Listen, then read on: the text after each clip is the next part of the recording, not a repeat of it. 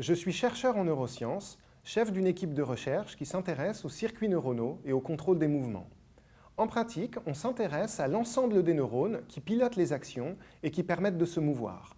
Il faut savoir que pour se déplacer d'un point A à un point B, comme par exemple pour les animaux échapper à un prédateur ou pour nous attraper son bus, le mouvement n'est pas aussi simple que l'idée qu'on en a souvent, c'est bien plus que juste bouger les membres.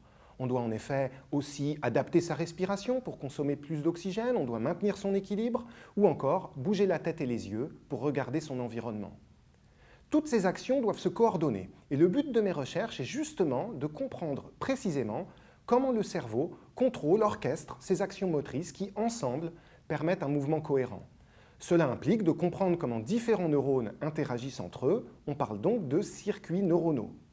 Je m'intéresse principalement à la communication nerveuse entre tronc cérébral et moelle épinière, car en effet, la moelle épinière renferme les neurones moteurs qui pilotent directement les muscles, alors que le tronc cérébral, région la plus basse du cerveau, renferme les signaux qui activent ces neurones moteurs de la moelle épinière.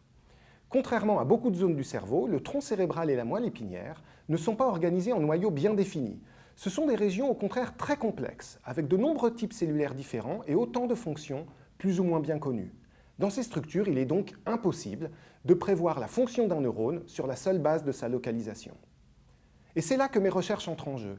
J'étudie les circuits neuronaux de la motricité chez la souris, dont le système nerveux moteur est largement similaire à celui de l'humain, ce qui en fait un excellent modèle d'étude, sans oublier les nombreux outils de manipulation génétique disponibles sur cette espèce.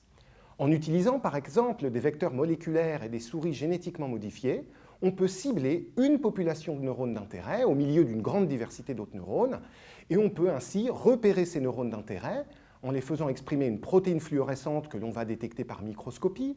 On peut contrôler précisément l'activation de ces neurones par des méthodes dites d'optogénétique, ou même les éliminer, tout en examinant les conséquences que cela a sur l'animal à l'aide de méthodes de pointe de suivi du comportement.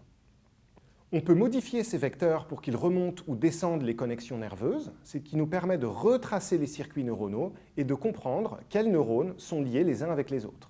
Cette cartographie est essentielle pour le développement de thérapies de réhabilitation de la motricité dans des contextes post-traumatiques ou neurodégénératifs par exemple. En effet, le rétablissement des liens entre cerveau et moelle épinière, liens qui sont coupés ou amoindris après une atteinte à la moelle épinière, est une voie thérapeutique très prometteuse pour restaurer la mobilité.